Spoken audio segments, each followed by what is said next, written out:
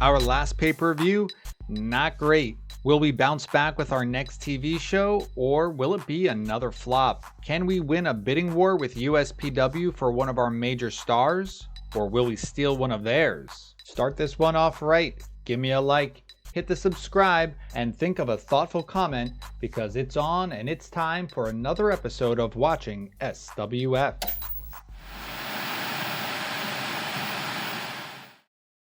Hello, everybody, and welcome back to Booking SWF. We just had our pay-per-view show, Awesome Impact 2022, and it honestly wasn't great. We got an 82 rating. That's all right. But when I started this save, I did change the pay-per-view shows from Thursday to Saturday. I just liked how that worked schedule-wise better. But I am directly competing with CWA every month, and they kicked our butts in the ratings. So we have to watch out for that. But one thing that is good is, we have more pay-per-view buys and we have bigger crowds than them. Even in Canada, their 1.04 buy rate versus our 0.83 is pretty close, and they are very popular in Canada, so I'm pretty confident about that. We're going to talk about my strategy gaining popularity in Canada and also like trying to become a huge company, but first, let's take a look at the mail. The news doesn't have anything all that interesting in it, so let's see what we have here. All right, we know Jack Bruce has left SWF just because his contract expired. I have already offered him a contract, so hopefully he accepts that. Looks like Kristen Pierce contract ending, got to look into that. Zeke Cromstock, got to look into that. And then we have a scythe opinion. Everything else is just details, right? So let's delete this one. We'll delete this one. And let's delete our awesome impact figures. Okay, so now I'm interested in scythe's opinion first.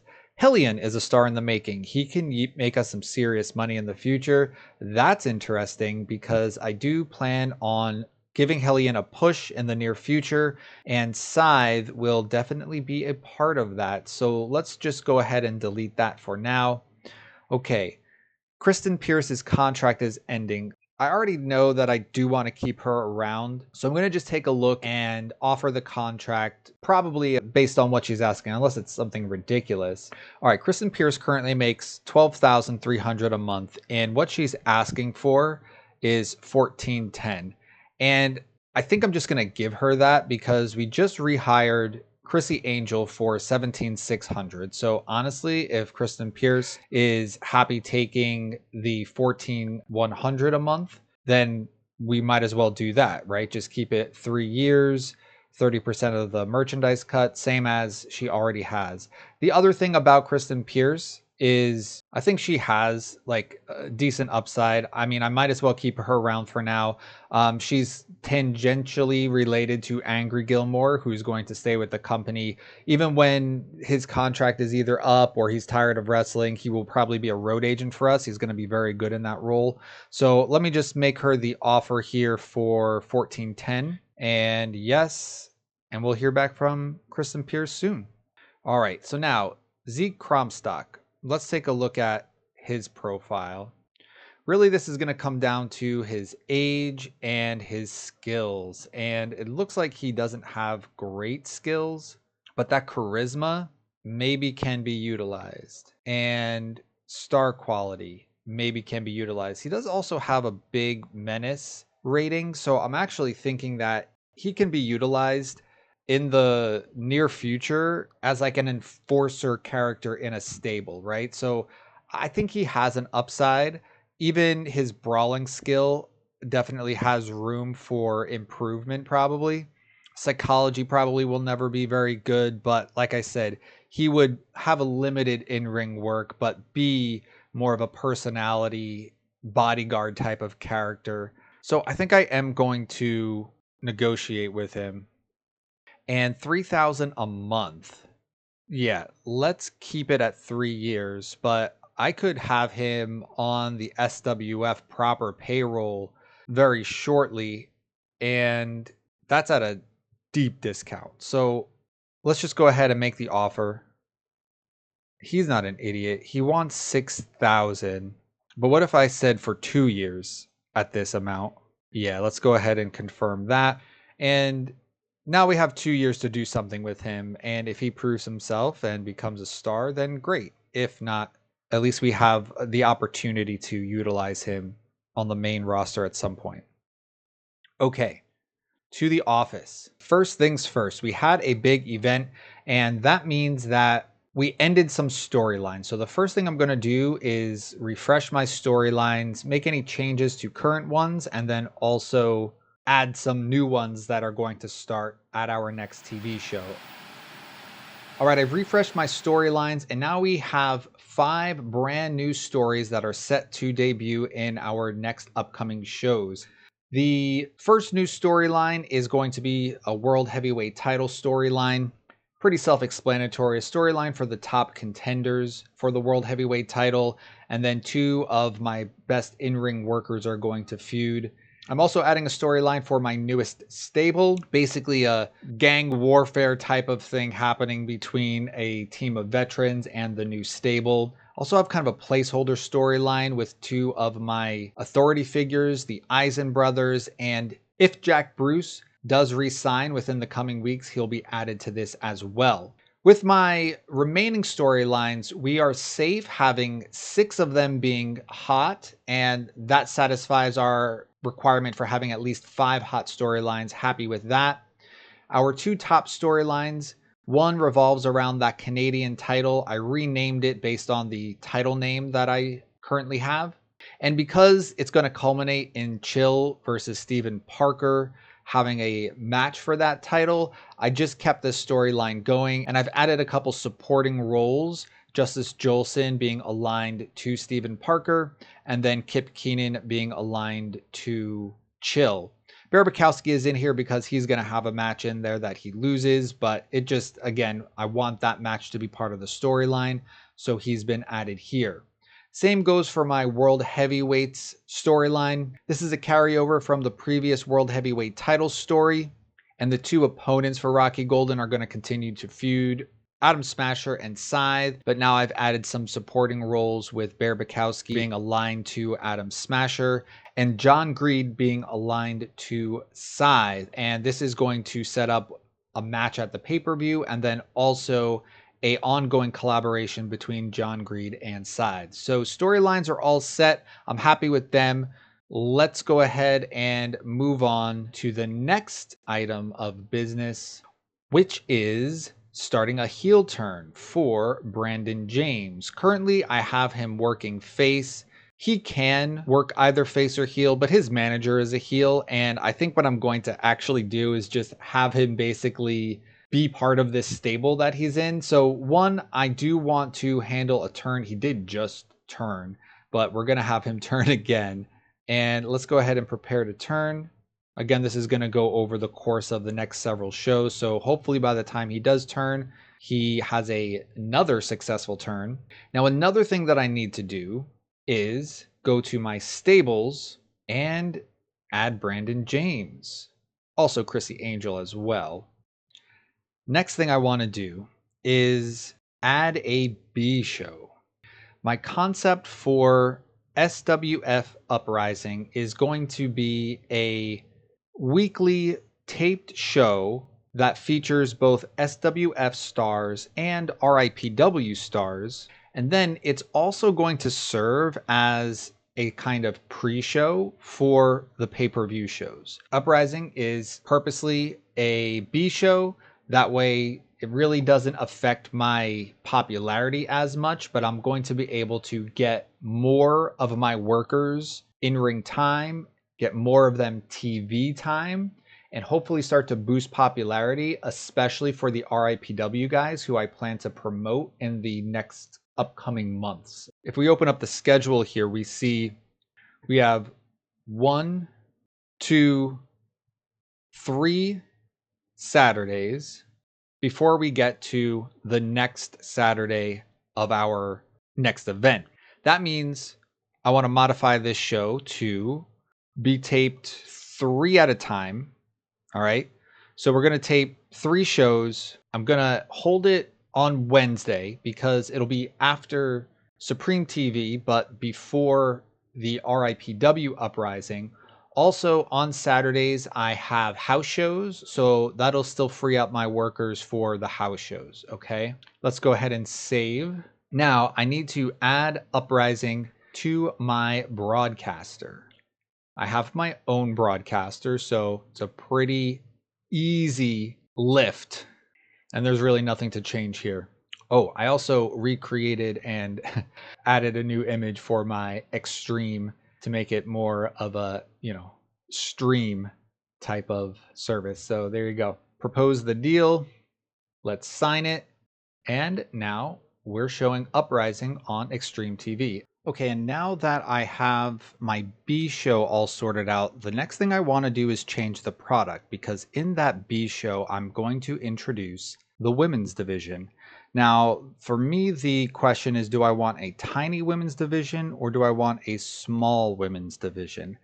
I think to start, it's going to be tiny. I'm expecting to maybe have 4 primary wrestlers on the main roster. And then maybe as soon as I have that established and I have a women's title established, I will start the process of a small women's division. The thing is, when you change the product, it takes time to complete that change. So I don't want to try for a bigger women's division than I can reasonably have. So I'm going to start with men with a tiny women's division. Let's go ahead and make that change. Now that I have all my changes in place, the goal for this pay-per-view cycle and probably into the next is to take SWF from a big company to a huge company. And we are very close to that. When you look at size, your next size is huge. To achieve that, you need to be big in size, which we are, and then have 71 throughout the regions of either Canada or Mexico. Now, we are getting bigger in Mexico, but we're not close to that 71 in each region. But in Canada, we only have 2 regions to go. So that's Saskatchewan and the Maritimes. Now, these are both very small regions of Canada.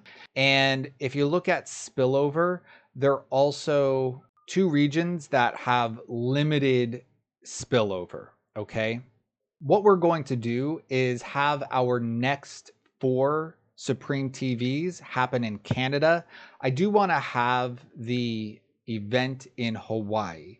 I'll explain more about that in a second, but I'm going to start in the Maritimes, which is where I need to get another point of popularity. And then I'm also going to be in Ontario, which spills over into Quebec. Maritimes spill over into Quebec. So I'm going to hopefully keep Quebec strong that way.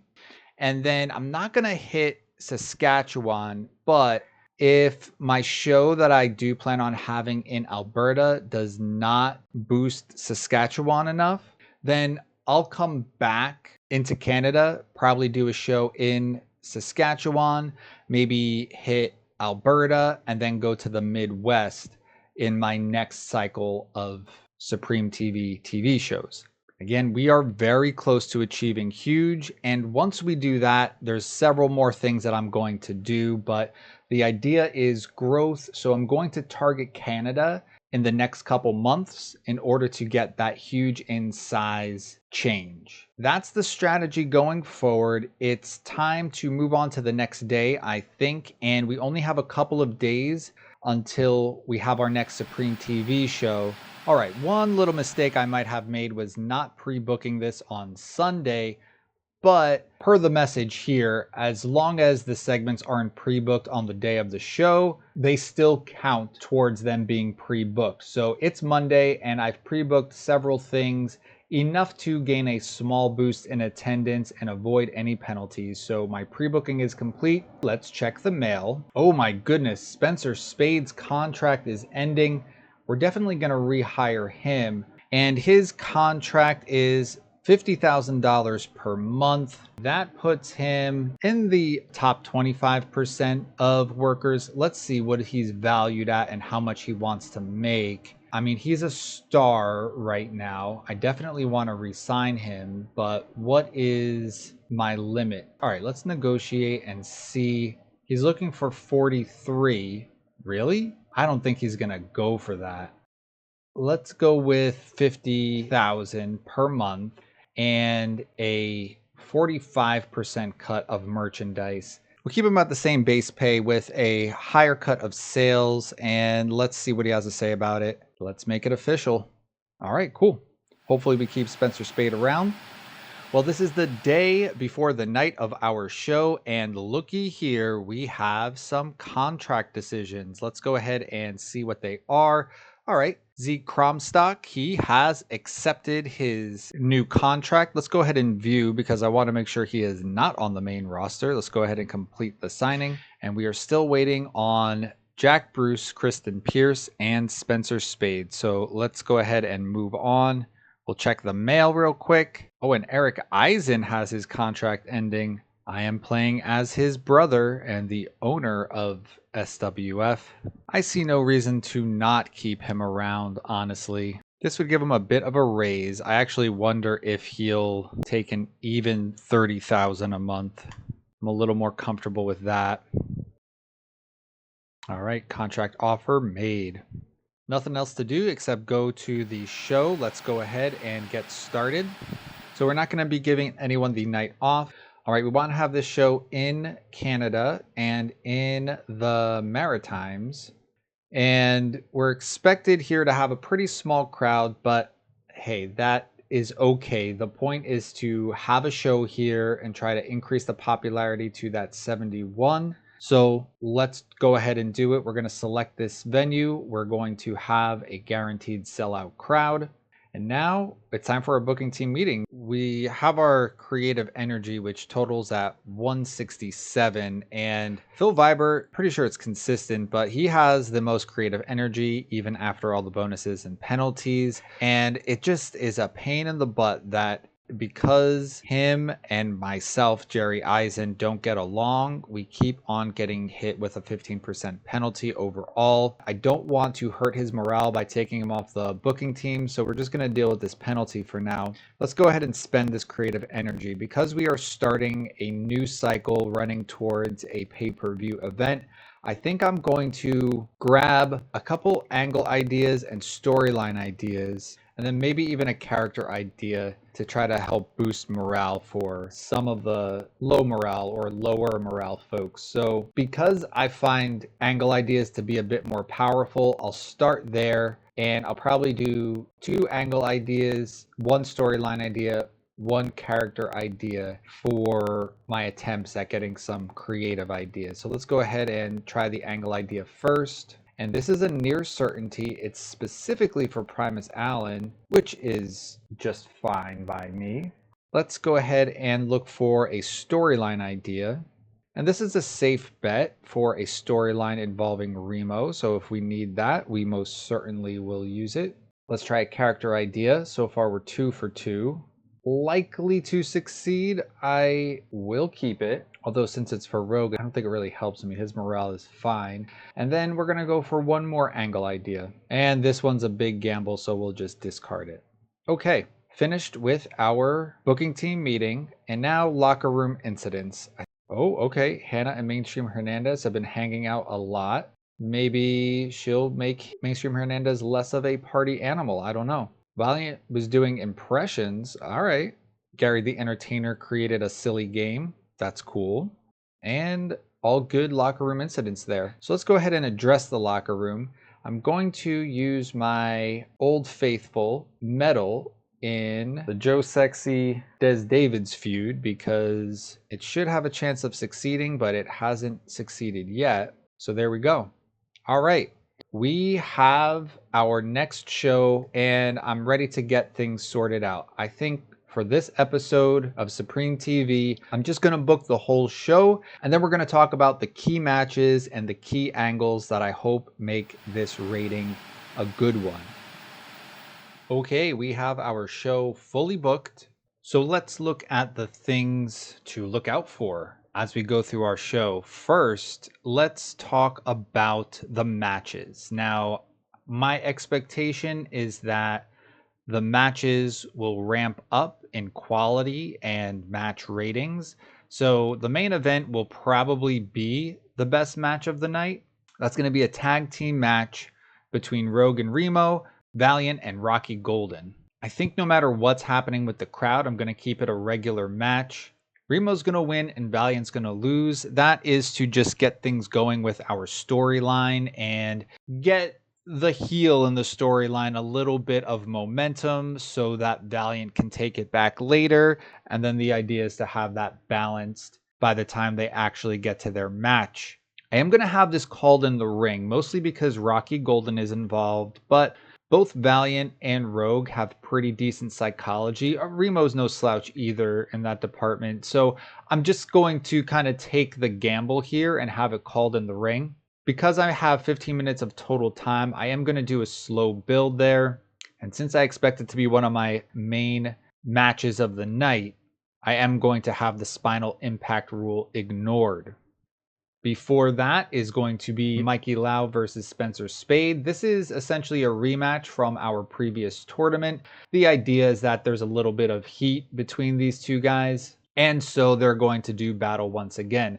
It's going to be a relatively long match. Now, neither one of them is particularly amazing with psychology, so I'm going to just keep it a scripted match. Spade is going to win, but it's going to be due to the fact that Randy Unleashed interferes. So it's going to continue that storyline right there. I'm also ignoring the spinal impact rule, and we have a slow build going on.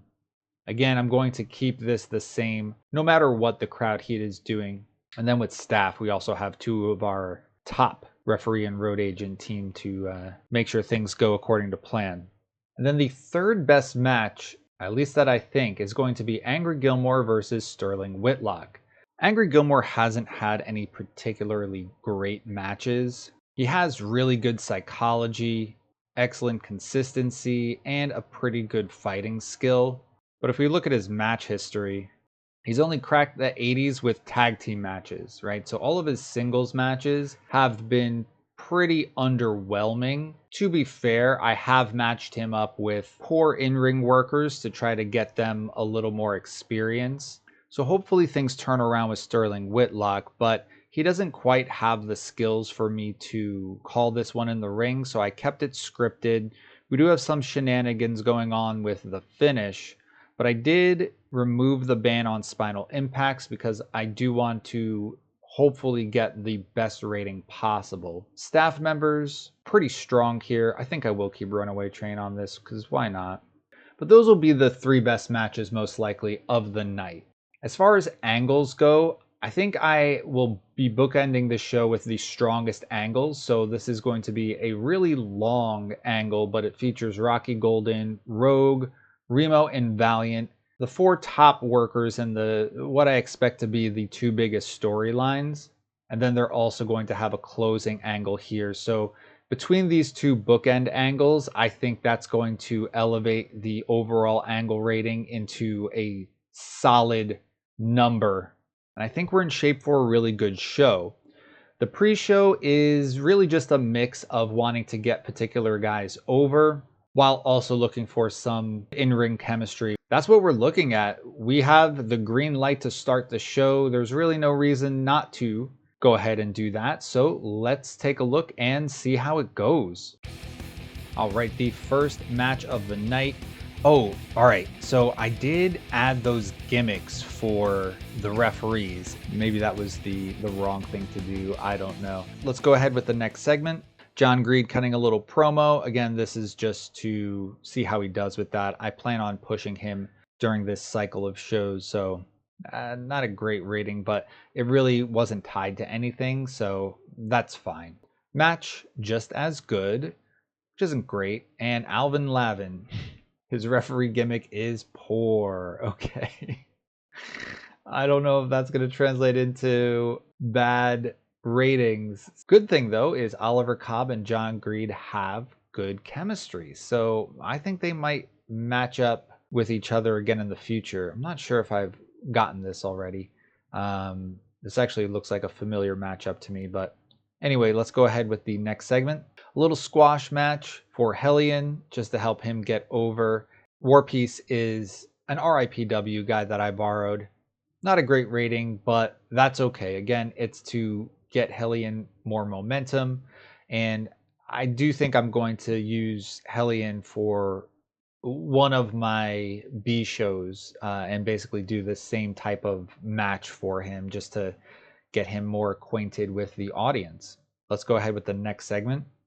Demelza Wade doing a good job ringside. I like to see that. And a decent rating between these two, but no special chemistry, so they probably won't feud in the future.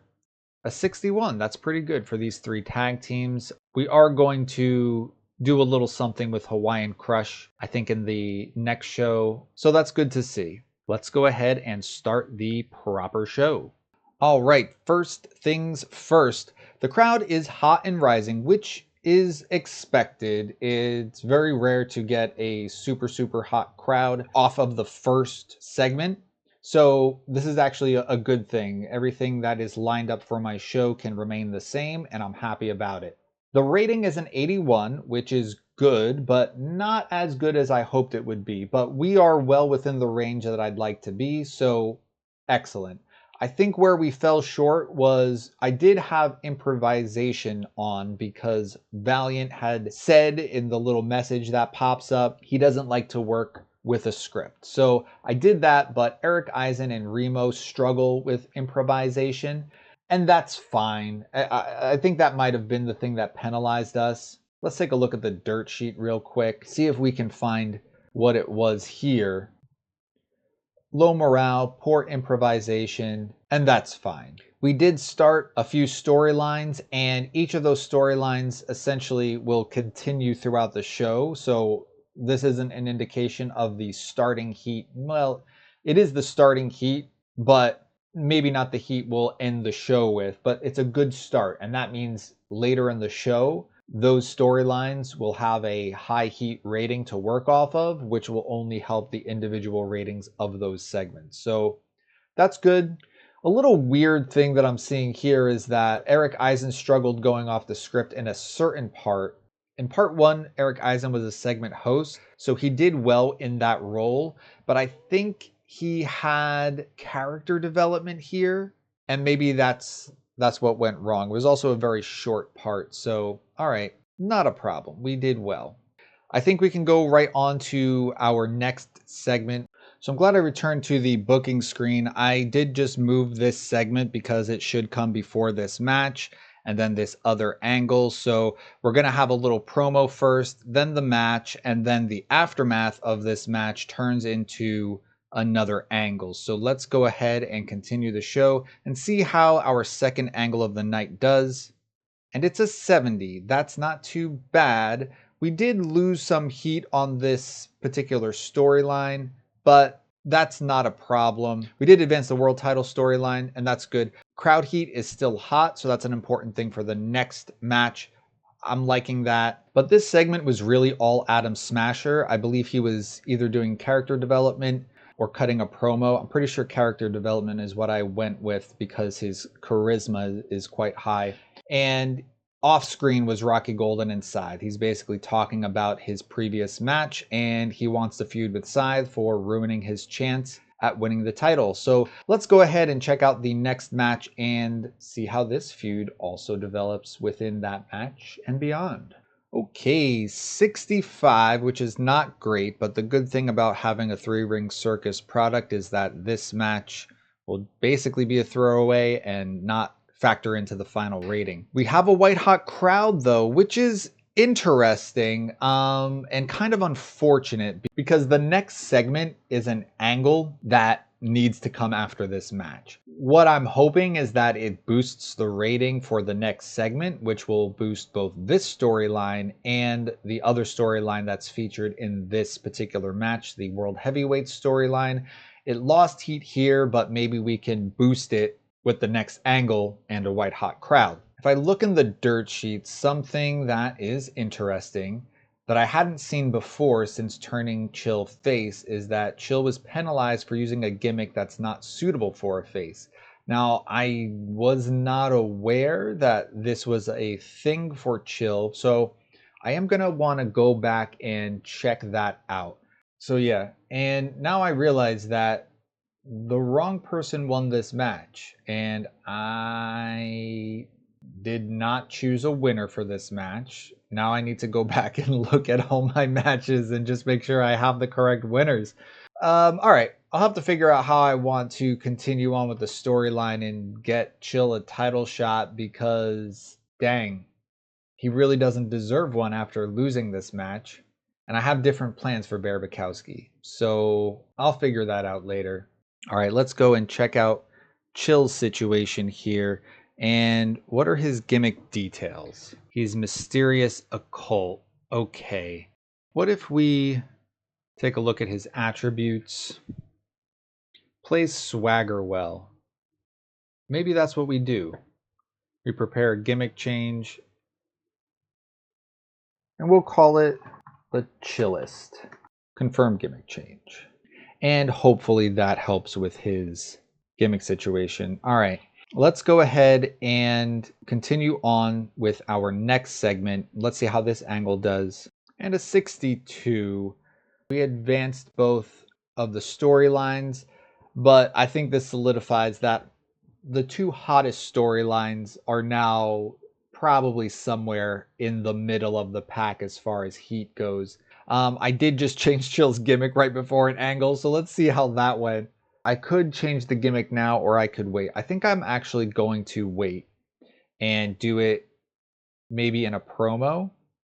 Right now, our crowd heat is at very hot. Speaking of which, if we check the dirt sheet, we did get a bonus in the rating for being in front of a very hot crowd. So that probably saved this from being in the 50s. So yeah, we're going to go ahead and return to the booking screen, I think, and kind of decide what I want to do. So one thing I could do here is calm the crowd.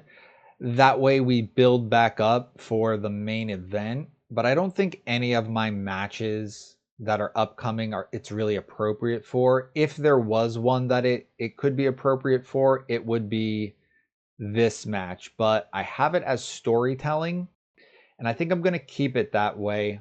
One, it fits a requirement for my product, and the other matches I don't think I want to have as storytelling to get a better rating.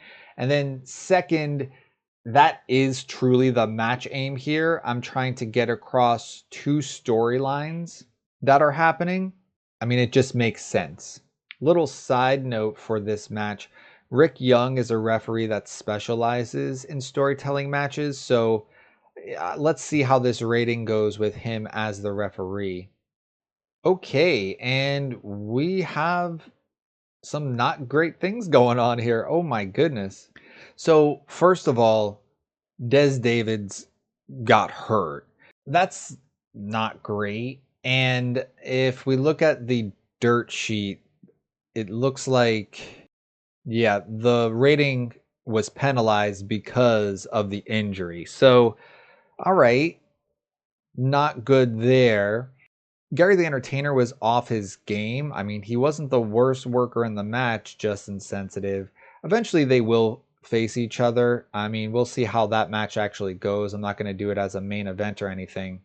But Hollywood Brett Starr looked good. Des Davids, he looked good despite getting injured. I don't think this is going to be a serious injury. A strained bicep is, it doesn't sound super serious.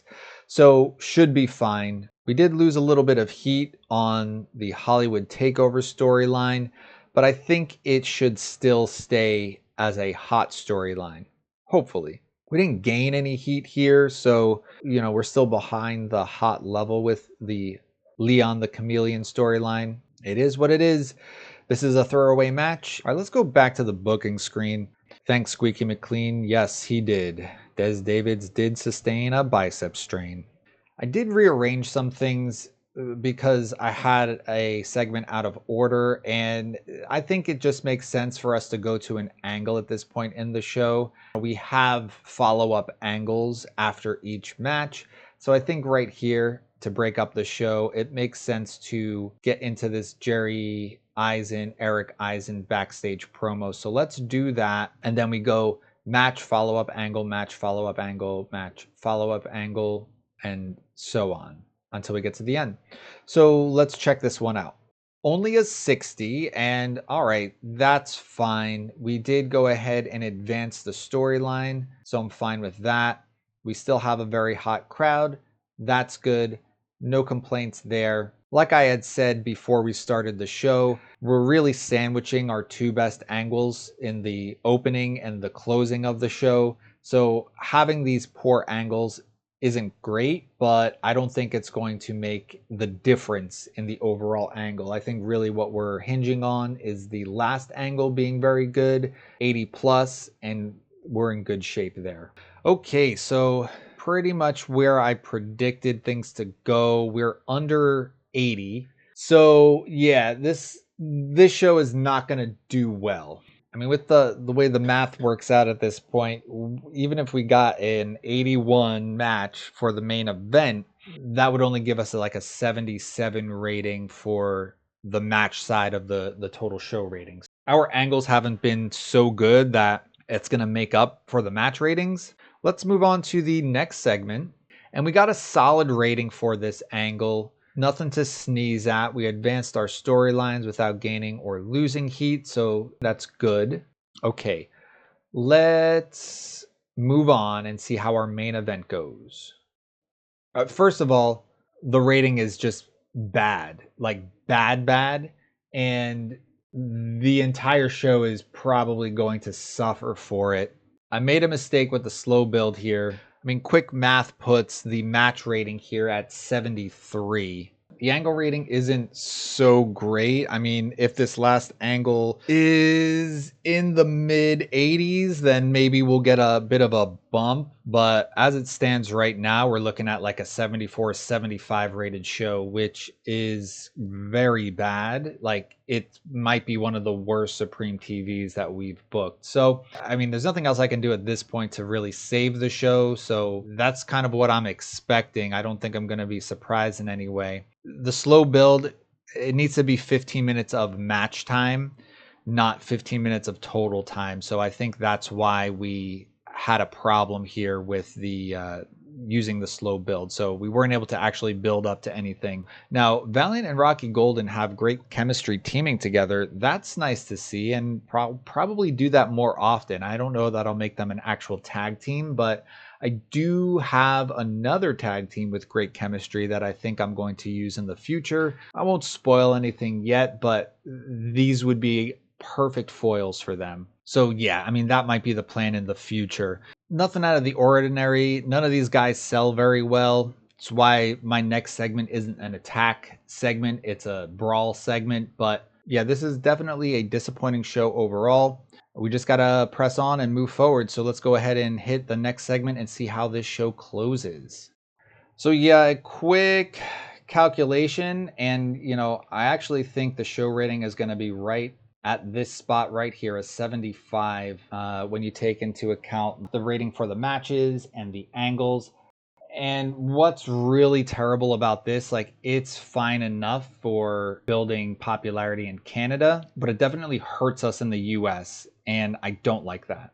Nothing too surprising here. I should have realized that this was a short angle and there'd be a penalty. We probably could have got a much higher rating if I had this go for like 6 minutes, 5-6 minutes. For an angle that was probably as important as this ended up being for the overall rating, I definitely should have learned my lesson and made it a longer angle, right? Like, why not have these guys fight for 5 minutes? Okay, that is the end of our show. Nothing else to do except finish things up. And all right, we got a 76, which isn't as bad as I thought, but it's pretty bad. We did increase popularity in 21 regions. It didn't say we lost popularity, probably just fractions of a point in the US regions. But this wasn't a great show. Hopefully we can pick things back up and just continue to be strong. Injury review, we did have an injury and a strained bicep only for 3 days, so I don't think that's a problem. I wasn't planning on using Des Davids until the next Supreme TV anyway, so he'll be a-okay before house shows or anything else. Finances. We made a little bit of money, so that's pretty good. We didn't have a ton of revenue from ticket sales, but we did make profit, so that's good. And I mean, that profit mostly comes from our broadcast revenue, so I mean, that's good to see. Popularity. So again, we mainly increased in the Maritimes and Saskatchewan, but not enough to actually push us into that 71 spot. So we'll see how the rest of this cycle goes. I mean, we're going to have all of our TV shows in Canada. And when I say all of our Supreme TV shows, but yeah, we need to definitely have better ratings to get faster boosts. All right, post show is complete, and this was a rough one, but all we can do is keep on booking. All right, so our show happened, and TCW also has their show on Tuesdays, as we know. They didn't get a much better rating, and the good news is their viewership is about 3 million, while on our streaming service, we're getting 4.8, almost 5 million viewers. So all of that revenue goes to us. That's a good thing.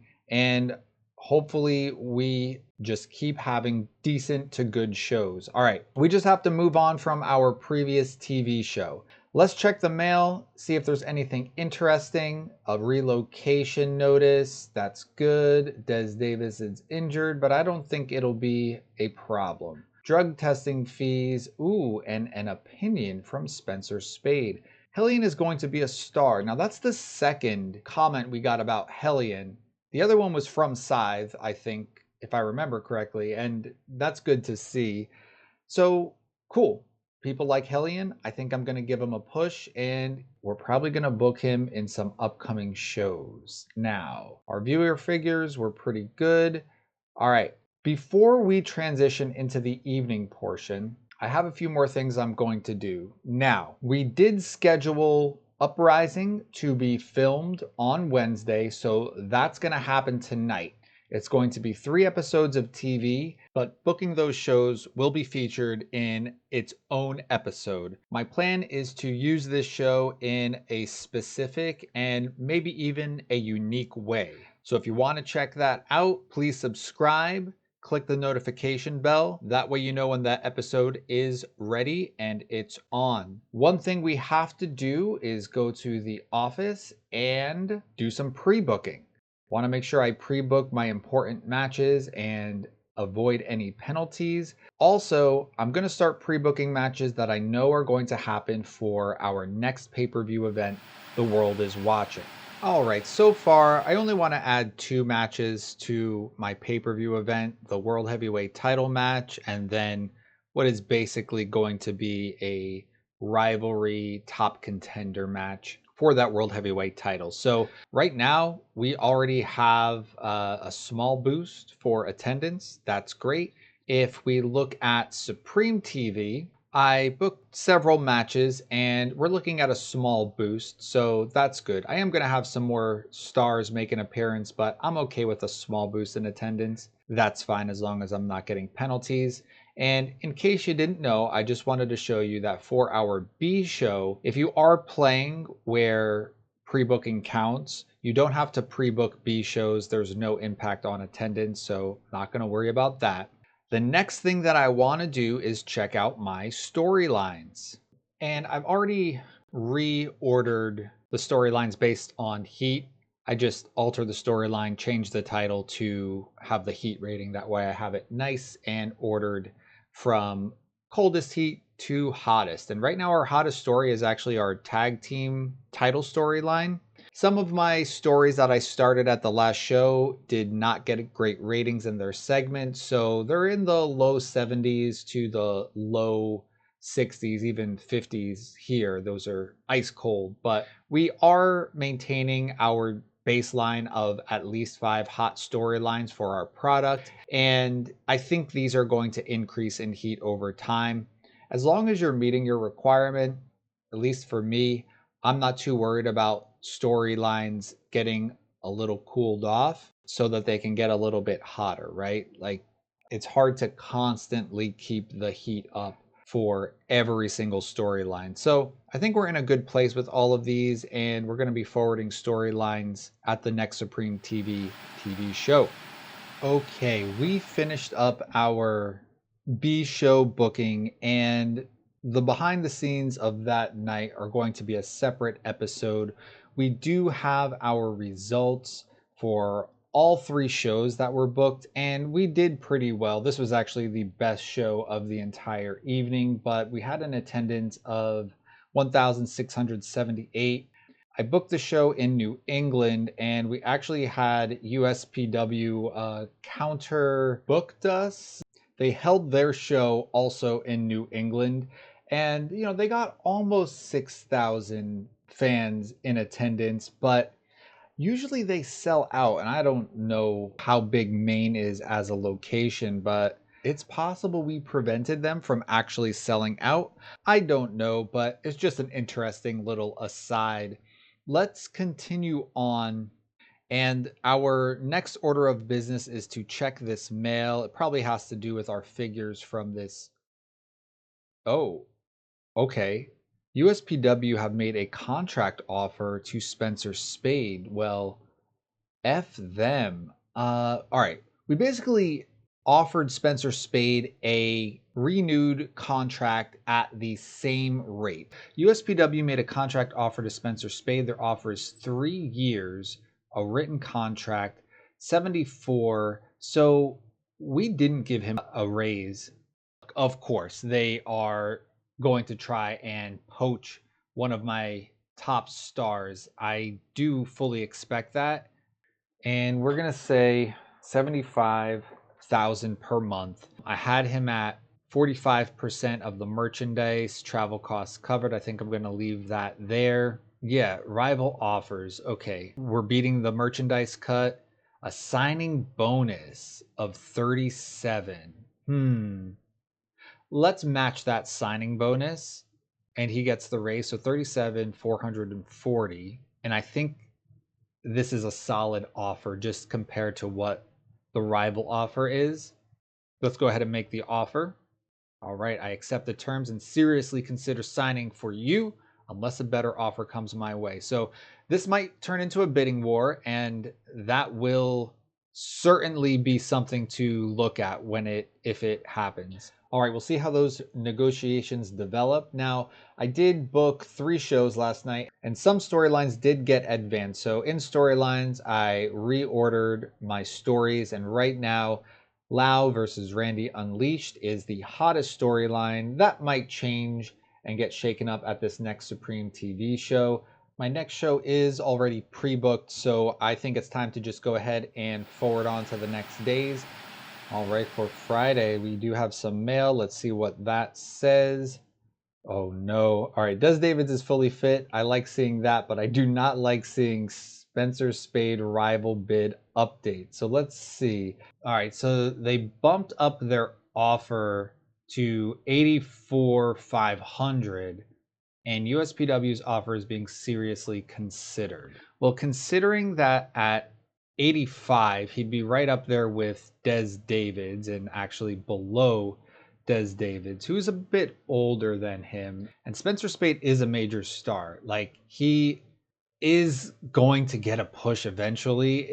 So, yeah, I mean, 85 is reasonable, and I think I will increase my offer by at least that much. So we're here negotiating, and let's just see. The signing bonus is now at 42 and 250. If we go to 85, I'm thinking we actually go 85,500. We're going to stay at 45% merchandise cut, and I think we just match the signing bonus at 42,250.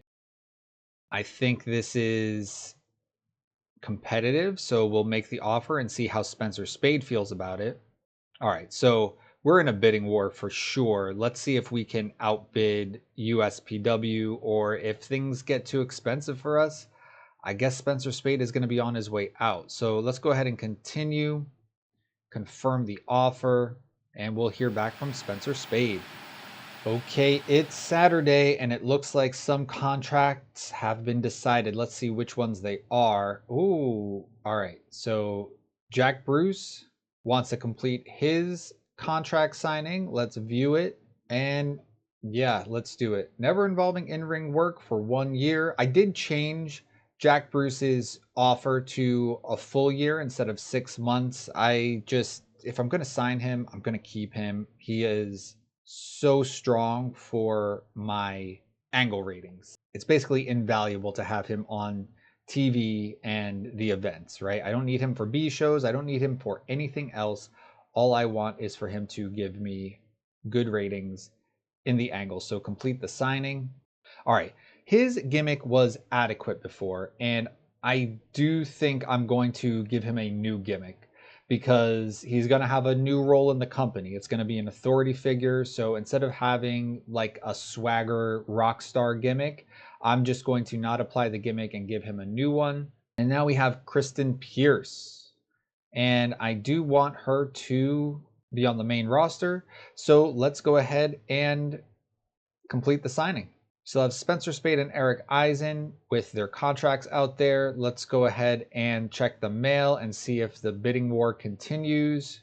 Nope, just some relocation. I think these are for RIPW guys. As we go to Sunday, a quick thing to note is that we have our viewer figures for our first episode of SWF Uprising. I think that's pretty solid right there. Let's go ahead and check the mail here and okay, just some house show stuff. Darren Smith, who is a referee, has his contract ending, so we will take a look at that. Let's see what he's valued at when we negotiate. I know he is irritated at the moment. I think we basically give him the raise at his value, keep it for 3 years, keep the same 20% of merchandise. And then he's currently exclusively a referee, so I'll keep that as well. And let's see what he has to say about it. All right, we'll see when we get our answer. All right, we've moved on to Monday and we have some contract decisions, and it's Eric Eisen who has decided to sign. Makes sense. Let's go ahead and complete that. And now we have some mail. Nothing about Spencer Spade, still has yet to make a decision. All right, so we are at the day of our next TV show, but there is a lot going on. I'm going to get into contracts, but first, there's a couple of interesting potential hires. First one I'm going to check out right now. Koyama walks out on WLW, and the story sounds like he wanted more money. He has some decent skills. He is 40, but I think I can work with that. His popularity in Japan is pretty good, especially since we do have a tiny amount of coverage for TV shows. So the only issue is he can only work for Japan. I'm going to talk to the worker and I'm going to ask him, would you be considered to working in the United States? All right, they're now active in the United States. So what could I do here? If I negotiate, what is his potential pay? 2,900 per month is his value. I think I am going to offer him 3,000 a month. 10% of merchandise. I'm just gonna make the offer, see what he says. Let's canvass opinions first. No one has anything to say. I mean, this just might be a nice opportunity to get a little international flavor on the roster and maybe help my popularity in Japan. Let's make the offer. Oh, okay, not taking part in working all shows. So, all right, let's say everything except house shows. I don't need him on house shows. I would like to put him on the B show for sure, and then see how things go from there. Let's go ahead and make the offer now. All right, he wants 6,000 per month. What if we, instead of 3 years, we go for something like 6 months, right? If we don't get him, that's fine. Yeah, let's make it official. There's someone else in the news that is very interesting, but I'm going to check out my contract decisions, and Spencer Spade is signing. I love it. Okay, so let's go ahead, complete the signing. Of course, you're on the main roster. Now that we see that, Melody is a USPW female wrestler. Now, there's some upsides and downsides to Melody. First, she is 41. If we look at her skills, Her physical skills are in the 70s, 67. So she's kind of beat up, but the upside is she has great psychology. She's someone who could also transition into a road agent, be the road agent for the female divisions. That's great. She has decent stamina, she has decent combat, and she would make a good first champion and foil for Demelza Wade. And if we look at her attributes, natural trainer, passes on knowledge, I like that. Professional. These are all positive qualities, and this would be a good pickup. So if we go and negotiate, we can see that USPW has already offered her $35,500 a month for 2 years and 30% merchandise cut. She's got a signing bonus. I don't know if I'm going to offer her bonuses per event, but I will offer her the same amount per month. I think I might make it a 1-year deal because, again, I think I'd rather re-sign her as a road agent.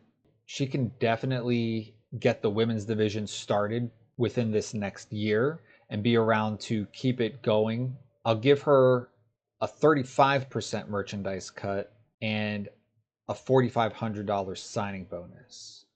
This would be awesome to swipe someone from USPW. Let's go ahead and canvas opinions. Nobody had anything to say. All right, let's go ahead and make the offer. 37. Let's say no house shows. We don't have enough women for her to really do house shows. I guess the big risk is like, what if she has poor in-ring chemistry with Demelza Wade? But if that's the case, we pivot. Let's see if she's cool with everything but house shows. Is that something that... All right, she was on whatever's needed there and all shows. So let's make the offer again. All right, no, I'm going to go 37,500.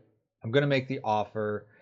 I don't know if she'll accept this offer, but at the very least, if I force USPW to pay her more to keep her around, that's a win. All right. Dang. All right, let's go with what her value is, right? She's apparently loyal to USPW. I want to tempt her away from them. So here's the offer, final offer. All right, yeah, let's make the offer and see. She's probably not going to sign with us, and that's fine. I don't think I'm going to push USPW into offering her more money. Sounds like she likes the deal they're giving her. But hey, you never know. Maybe we'll come back after this show and offer something else. But we did retain our major star, Spencer Spade, and now I don't have to think about writing him off of my show. We'll get into the booking portion of the evening in the next episode. I think that will do it for another long episode of Booking SWF. Please like and subscribe and hit the notification bell. That way you'll know when the next episode is released and every time it's on.